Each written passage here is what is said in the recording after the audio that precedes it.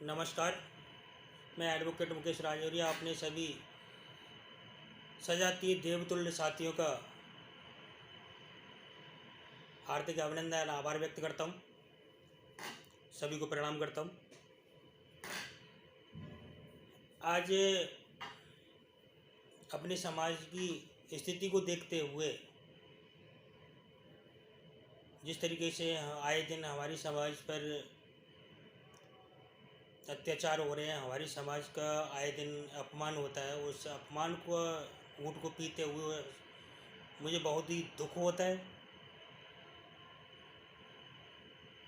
इसी के क्रम में अपने सभी देवतुल्य साथियों से एक कहानी के माध्यम से मैं कुछ कहना चाहता हूँ।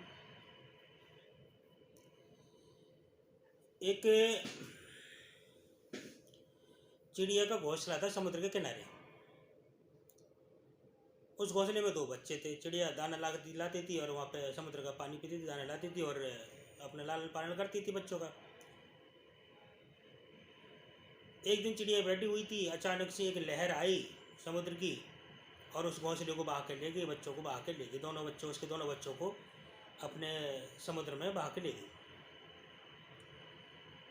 चिड़िया ने बहुत हाथ जोड़े, बहुत मिन्नतें की, प्रार्थनाएं की समुद्र से कि मेरे बच्चों को लौटा दो, लेकिन समुद्र ने एक भी नहीं सुनी।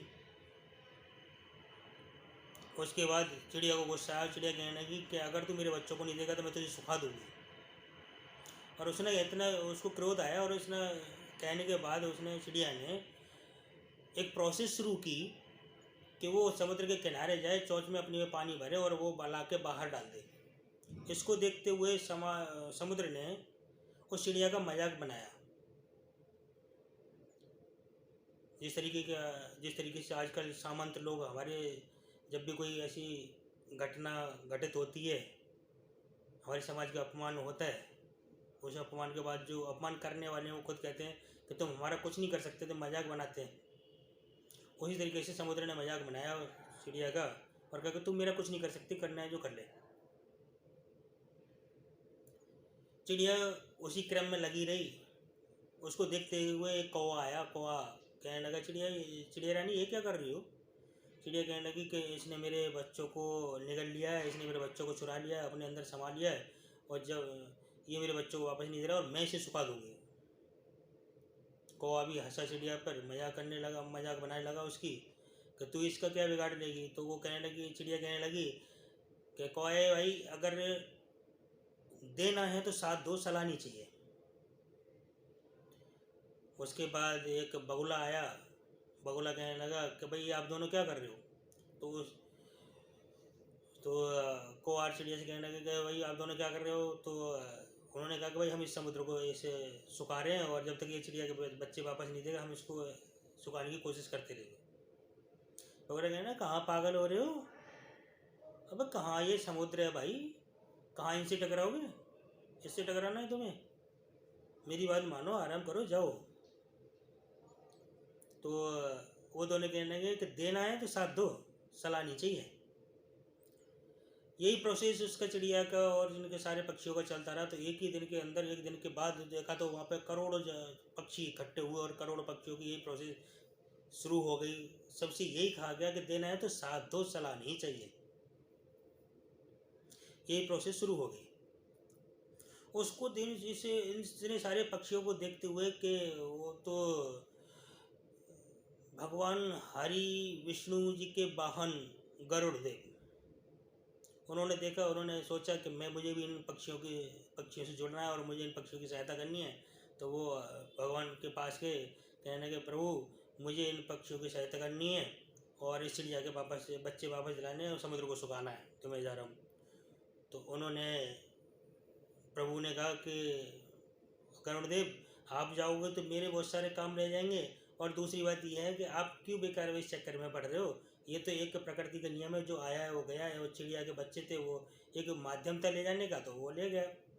समुद्र माध्यम था तो वो एक समुद्र ले गया उनको, बच्चों को बहा कर ले गया। तो आप इनमें कहाँ चक्करों में पड़ रहे हो? तो गरुड़देव कहने लगे, प्रभु अगर देना है तो साथ दो, सलाह नहीं चाहिए इस वक्त। तो फिर प्रभु खड़े हुए और प्रभु ने उसको चेतावनी दी समुद्र को कि या तो इस चिड़िया के बच्चे वापस कर दे वरना मैं तुझे सुखा दूंगा। इतने सुनते ही समुद्र हाथ जोड़कर खड़ा हो गया और श्री हरि विष्णु जी से कहने लगा, प्रभु मुझे माफ़ करो, मैं इस चिड़िया के बच्चे वापस कर दूँ। चिड़िया के बच्चे वापस किए गए और उसके साथ ही चिड़िया से और जितने भी पक्षी वहाँ पर समुद्र को सुखाने में लगे हुए सबसे हाथ जोड़कर समुद्र देव ने क्षमा मांगी कि मुझे क्षमा किया जाए कि मेरे से अपराध हुआ है। इस कहानी का मेरे व्यक्तिगत विचार से लगता है सीधा सीधा संबंध हमारे समाज से है, क्योंकि जब भी कोई ऐसी घटना होती है जहाँ पर हमारे समाज का अपमान होता है उसके प्रति अगर हम लोगों को आवाज़ उठानी होती है तो वो आवाज़ उठाने की बजाय व्हाट्सएप पे या फेसबुक पर लोग दूसरों को बोलते हैं कि इसके बारे में कुछ कीजिए, स्वयं कुछ नहीं करना चाहते। स्वयं बस उस पर फेसबुक पे या उस पर ट्विटर पे या व्हाट्सएप पे सिर्फ पोस्ट डालते रहेंगे कि इसके बारे में ये करना चाहिए, उसके बारे में ये करना चाहिए, सिर्फ सलाह देते रहेंगे लेकिन साथ देने के लिए कोई तैयार नहीं होता। इसी क्रम में एक बार हमारे परम आदरणीय डॉक्टर साहब श्री ओम सर ने एक कमेंट में बोला था कि आजकल हर इंसान की, हमारे सजातीय बंधु की, हर एक की सोच बनी हुई है कि भगत सिंह अगर पैदा हो तो पड़ोस के घर में पैदा होना चाहिए। भगत सिंह को भगत सिंह होने चाहिए लेकिन पड़ोस के घर में होने चाहिए, अपने घर में नहीं। तो सभी देवतुल्य साथियों से मेरा यही विनम्र आग्रह है कि जब भी कोई ऐसी घटना घटती है तो उसको सलाह न देने की बजाय साथ देने का प्रयास करें, अथक प्रयास करें। जितना हम ज़्यादा से ज़्यादा उसका साथ देंगे, ज़्यादा से ज़्यादा अपनी बात को सरकार तक पहुंचा पाएंगे। किसी भी माध्यम से पहुंचा सकते हैं आप, ज्ञापन के माध्यम से पहुंचा सकते हैं, आप पोस्ट कर दीजिए। दूसरी बात, आप अगर ये नहीं कर सकते, आप लेटर बनवाइए, लेटर के माध्यम से 10-20 आदमियों के साइन करा के आप उसको डाक के माध्यम से सरकार तक पहुंचा सकते हैं या बड़े अधिकारियों तक पहुंचा सकते हैं, प्रशासन तक पहुंचा सकते हैं। जितना ज़्यादा से हम, जरूरी नहीं है कि हम वो जिस आदमी जो पीड़ित है, पीड़ित के पास जाकर ही उसकी सहायता कर सकते हैं। हम कहीं पर भी रह कर के उसका साथ दे सकते हैं, उसकी सहायता में अपना योगदान दे सकते हैं। समाज के प्रति समाज के जो अपमान हुआ उस अपमान के प्रति आवाज़ उठा सकते हैं, कहीं से भी उठा सकते हैं।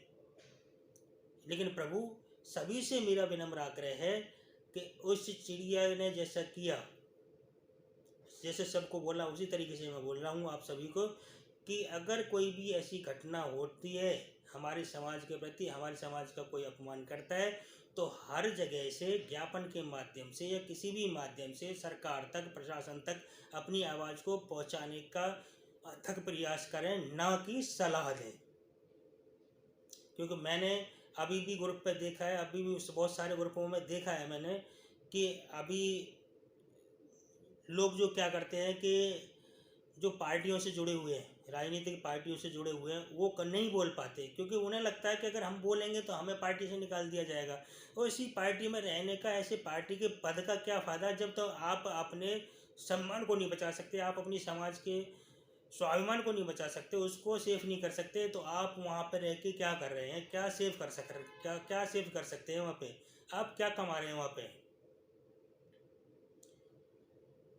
जब आप किसी भी अपने समाज के प्रति, अपने समाज के स्वाभिमान के लिए आवाज़ नहीं उठा सकते तो ऐसी राजनीतिक पार्टी का क्या आचार डालना है?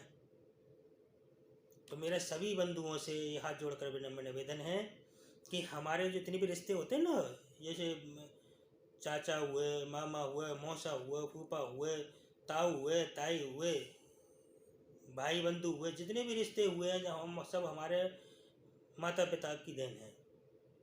और मैंने यहाँ तक सुना है कि रिश्ते जो बनते, वो जो पति पत्नी का जो रिश्ता बनता है वो भी ऊपर वाले ने डिसाइड किया हुआ है, लेकिन हमारे लिए सिर्फ एक चीज़ दे रखी है, एक रिश्ता हमको बनाने के लिए दे रखा, कम से कम उसको तो सही बनाए, वो है दोस्ती का रिश्ता। कम से कम अपने समाज में ऐसे दोस्तों को बनाए जो आपको सही रास्ते पर ले जाए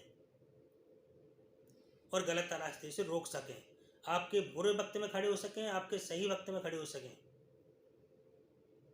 आप कुछ बुरा करने जा रहे हो तो आपको रोक सकें, आप कुछ अच्छा करने जा रहे हो तो आपके साथ में आपको धक्का दे सके आगे कि हाँ अच्छा करो। तो कम से कम अपनी लाइफ में एक ये काम तो सही करना है कि कम से कम जो दोस्त बनाए तो दोस्तों तो ऐसे बनाए जो साथ दे सकें।